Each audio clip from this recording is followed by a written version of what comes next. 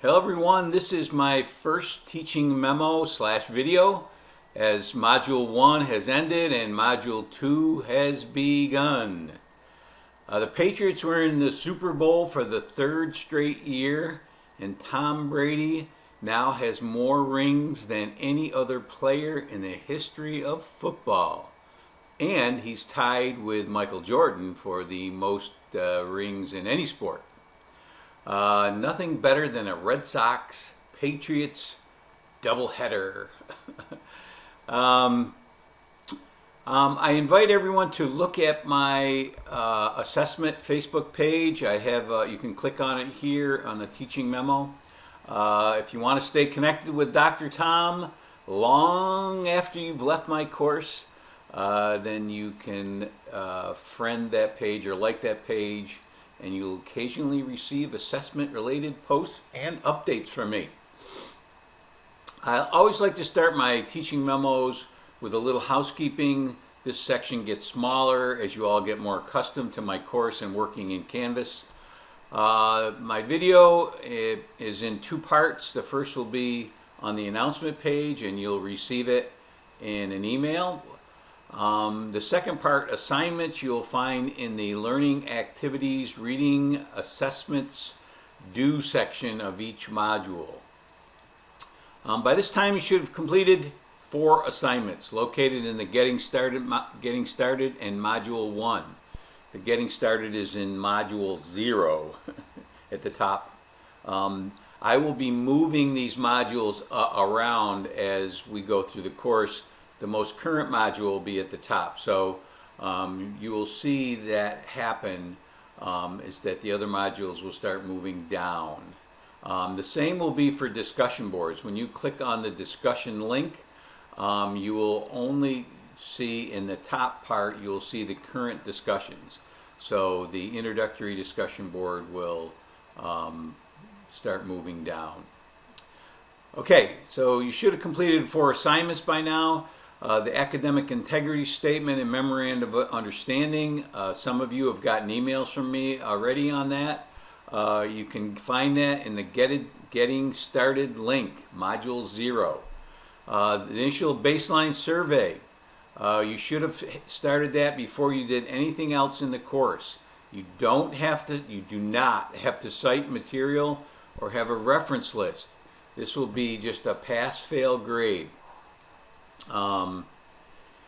Upload your initial post in the assignment folder and then cut and paste it in the discussion board in your group. These are not 2 separate assignments. Uploading your initial post is a must, so it will be checked by Turnitin. That's the plagiarism review software that Canvas uses. Several of you are confused about that. And you need to upload all your written assignments as Word documents so I can make comments on them. If you just cut and paste it in the text box, I can't comment on it. There's also an optional discussion board where you get to introduce yourself, as I just mentioned, and share a picture so we can get to know you. You should also add an avatar in your personal information, in your profile. So see my welcome video on how to do that. Those of you who haven't introduced yourselves, please do, as it makes the course much more personable and builds community. Lastly, I'm still waiting to hear from several of you in response to my welcome memo, which can be found on the announcement page and in Module 0, Getting Started. Some of you probably will be getting emails from me on that as well. Several of you panicked when you submitted your baseline survey after the informal due date I had placed in the Grade Center. Please understand that I do not deduct points for late work. As you will see later in the course, that is a practice that distorts achievement. I do, however, close the discussion boards on the Monday morning after they are due. And you can no longer post. So keep that in mind. During each discussion board, I usually add what I call a teaching memo post, which is optional, but it has to do with the second session. Since most modules are most discussion boards are 2 modules long.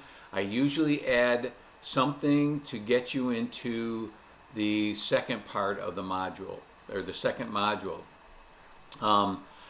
You have to scroll down to the bottom to find it. I would suggest responding to advance or enhance your understanding of the second module. Just a reminder that to receive maximum credit, that's an A+. For timeliness for your initial post, it must be submitted within the first 4 days of the discussion board. So typically that's by Thursday night. You should get on early so we all can have an opportunity to react to your comments. The points for that part of the rubric decrease as you delay posting. If you post within the first 7 days, so you have a whole week to make your initial post, you still receive a 4, which is an A in the rubric. Also remember that you need to use appropriate APA format in your initial post, along with a list of references.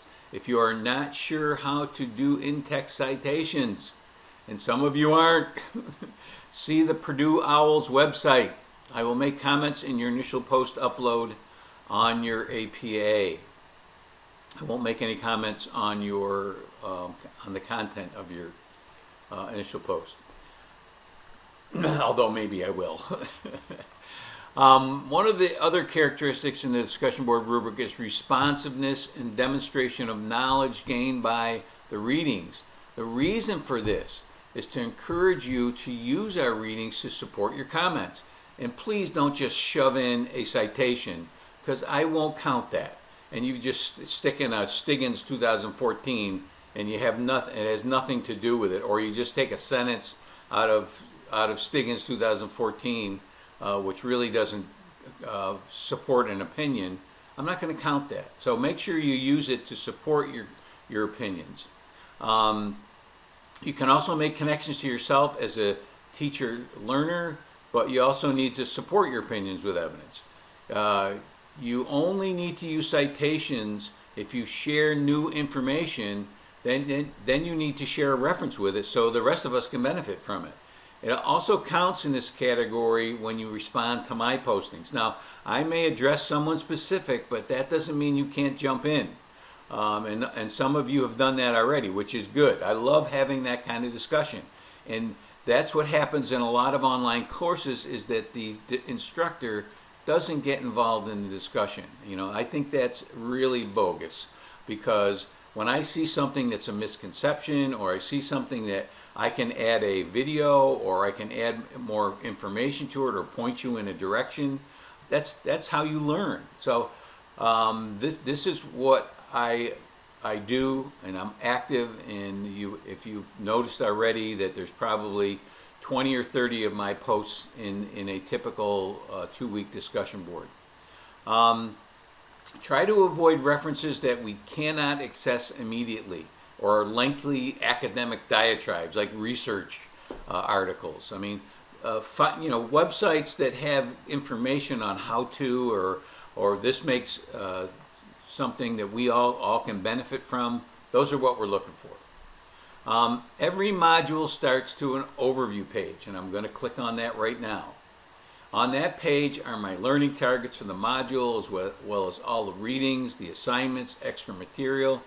And the most important part, in my opinion, is at the bottom, where you will see 2 anchor activities: vocabulary in your own words, and the final baseline survey, both of which are due at the end of the semester. The good news is that you can be filling these out as we work our way through the course. I usually give definitions in my module presentations, or they can be found in your text or the other readings. In the final baseline survey, you will need citations to support your comments. That is why answering the 5 questions as you encounter the topics will save you a great deal of time at the end. So download both templates and start working on those as you go through. It'll make it much easier at the end. When you check your grades, make sure you read my highlighted comments. You'll see a little button in the top right corner where you can click on it and it'll take you to your page, your whatever document you submitted, and then you have to scroll over to the right and you can see my comments.